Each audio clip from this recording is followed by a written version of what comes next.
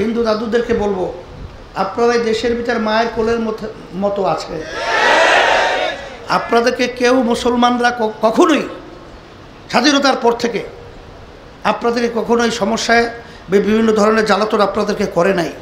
আমাদের সুন্দর দেশটাকে অস্থিতিশীল করার জন্য বিভিন্ন ধরনের ষড়যন্ত্র চলছে।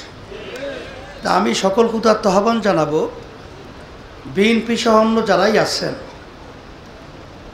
আমরা জাতীয়ভাবে যদি ঐক্যে না থাকি, আল্লাহ মাফ করুক, আমাদের দেশের মধ্যে ষড়যন্ত্রকারীরা কোনো ধরনের ষড়যন্ত্র বাস্তবায়ন করার সুযোগ না পায়, এই বিষয়টা কিন্তু লক্ষ্য রাখতে হবে। যদি এখানে আপনারা শুধু ক্ষমতা এবং স্বার্থের জন্যেই যদি আপনারা বারবার কথা বলেন, সেভাবে আচরণ করেন, এটা কিন্তু বাংলাদেশের জনগণ মেনে নেবে না। এক পর্যায়ে এই বাংলাদেশের মানুষ কিন্তু আপনারা দেখেছেন, তারা কিন্তু জীবন দেওয়ার ব্যাপারে একটুও মোটামুটি একটু তারা কিন্তু ভয় পায় না।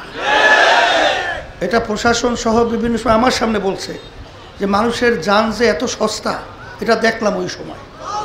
তা সেই হিসাবে ভারত সহ যারা ষড়যন্ত্র করছেন, আমি বিশেষ করে আমার হিন্দু দাদুদেরকে বলবো, আপনারা এই দেশের ভিতর মায়ের কোলের মতো আছে। আপনাদেরকে কেউ মুসলমানরা কখনোই স্বাধীনতার পর থেকে আপনাদেরকে কখনোই সমস্যায় বিভিন্ন ধরনের জ্বালাতন আপনাদেরকে করে নাই।